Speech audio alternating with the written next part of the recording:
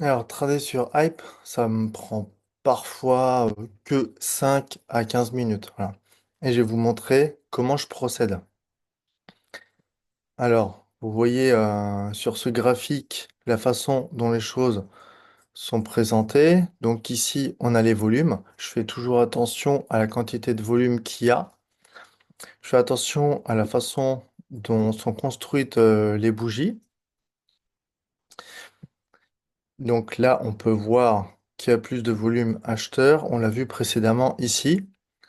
Et voilà, là, ça monte petit à petit. On voit aussi ici que vous avez... Alors, je vais vous la noter rapidement. Alors, tac. Le temps de trouver le crayon qui va bien. Hop. Voilà. Ici, vous avez la quantité de volume. Voyez. Et par rapport à celle-ci, donc, on va aussi décider, ça va être un des indicateurs, comment on va partir. Et ce qui va également vous donner un indice. Alors, tac, j'enlève ce point-là, j'enlève le crayon. Et regardez, vous voyez ici, il y a le carnet d'ordre. Alors, pour que vous puissiez bien le visualiser, je vais vous annoter ça également. Alors, tout ce qui se passe ici, en fin de compte, ça va être super important à prendre en compte. Alors, j'enlève ça, hop, voilà. Et vous voyez qu'il y a plusieurs chiffres qui viennent ici. Alors, dedans, il peut y avoir différents types de choses, des icebergs, des murs. En fait, il peut y avoir du faux mouvement ou du vrai mouvement. Il faut regarder un peu le prix auquel c'est. Alors, selon la liquidité qu'il y a, ça peut être plus ou moins important. Et ça va se refléter dans le volume ici, et ça va se refléter aussi sur le graphique ici. Alors, euh,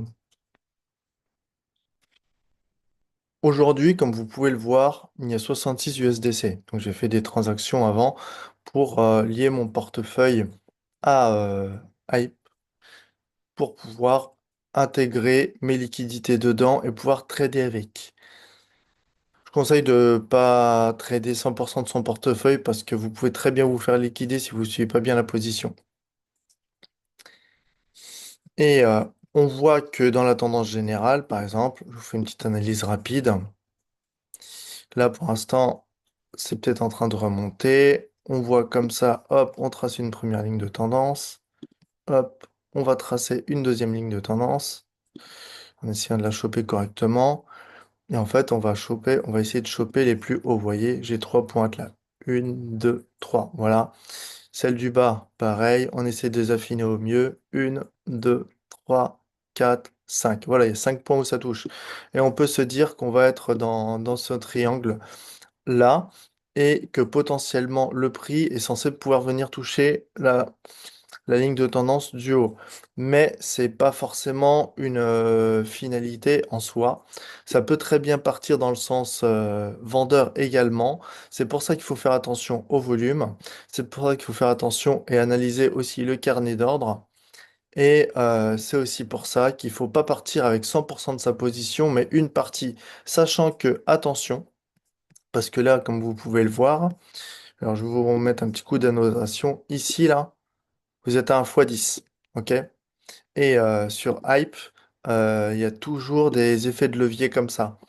Donc en fait, il faut calculer sa position par rapport à ça. C'est bien de faire un carnet de suivi que je vous montrerai également plus tard, selon vos commentaires. Et alors, il y a autre chose qui est aussi bien à noter. Je vous le montre rapidement. Alors, tac, je réduis un petit peu tout ça. Ici, on peut mettre une ligne. Alors, on va choisir la ligne horizontale. Tac, on peut mettre une ligne de résistance ici parce qu'on voit que le prix a terminé là. Et là, comme vous pouvez le voir, ici, il a tapé en support. Ici, hop, si on raccourcit un petit peu, ici, il a tapé en support. Ici, c'était presque en termes de support aussi. Voilà. Et là, dans le temps, regardez, il arrive en bas, pas tout à fait sur les mèches, sur la fin des mèches, mais ici, il est proche d'un support. Ici aussi. Ici, il est proche d'une résistance. Ici, là. Voilà. Et si on va encore plus loin dans le graphique, par exemple, alors le tout c'est que voilà, le graphique apparaisse. Donc là, hop, je vais supprimer ça. Et là, vous voyez, là, il est proche d'une zone de résistance. Là aussi, là, il y avait un petit support qui s'est produit. Là, il est proche d'une zone de résistance. Voilà. Donc en fait, il faut toujours faire attention à ces détails-là lorsque vous voulez trader dessus, parce que sinon, vous pouvez vite vous faire surprendre et ces indicateurs peuvent vous servir, pardon.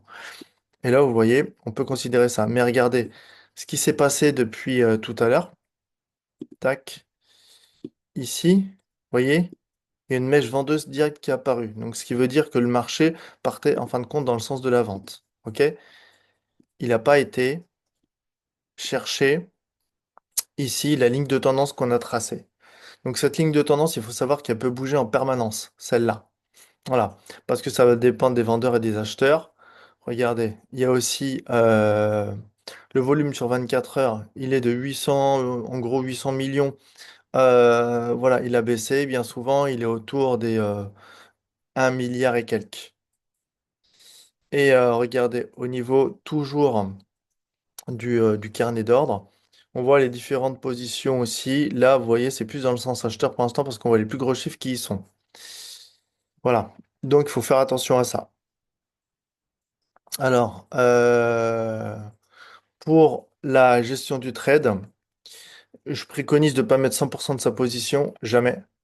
Parce que si vous vous faites liquider, ben, il y a des traders ou que ce soit, ouais, souvent des traders, des retail, qui veulent réinjecter, réinjecter. Donc en fait, ils perdent leur fonds dedans et c'est dommage. Alors que vous pouvez très bien partir. Alors regardez les derniers ordres. Tac. Vous voyez, ce sont que des petites positions en fin de compte. On voit de toutes petites positions qui sont là. Donc, j'ai jamais tradé, là, dans ces cas, une partie, enfin, mon capital complet. J'y suis toujours allé à tester. Et regardez. Alors, je repars là-dessus. Cette bougie-là, elle est verte. Elle peut très bien venir toucher cette ligne de tendance que j'ai mise, qui peut donc servir de résistance, parce que le prix potentiellement peut chuter, mais qui doit aussi pouvoir s'adapter. Voilà. Alors, là, dans l'histoire, en fait, il faut que vous réserviez d'abord un temps pour ça. Euh, N'ouvrez pas un trade pour le laisser clôturer, sinon il faut automatiser. Et pour ça, j'ai des solutions. On peut en discuter. Et voilà, il faut que vous ayez un temps réservé pour ça et concentré sur le sujet. Euh, et que vous stoppiez, admettons, vous mettez 1% de profit, mettez un TP. Sinon, Hyperliquid va se protéger et va vous mettre un prix de liquidation là où il y a écrit NA. Alors, je vais vous l'écrire, tac, rapidement. Hop, ici. Si j'y arrive, tac. Non, c'est ici. Hop. Si j'ai là, le NA au liquidation price. Vous voyez? Celui-là, en fait, il va vous en mettre un. C'est pour ça qu'il est important de mettre vous-même votre stop loss. Voilà, ça peut être du 5, 10, 15, 20, 50% ou plus. C'est vous qui voyez, c'est vous qui décidez. Voilà, mais faites en sorte de ne pas liquider vos positions. Et essayez de rester sur un graphique seulement quelques minutes que vous aurez alloué. Ça peut être plus longtemps, ça dépend de vous. Et voilà. Alors, dans l'histoire, le plus dur, ça va pas être de cliquer, c'est d'attendre le bon moment et de gérer son risque. Il faut faire super attention à ça. Et hop,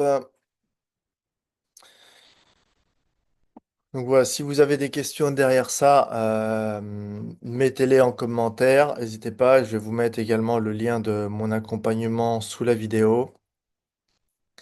Et je vous dis à très vite.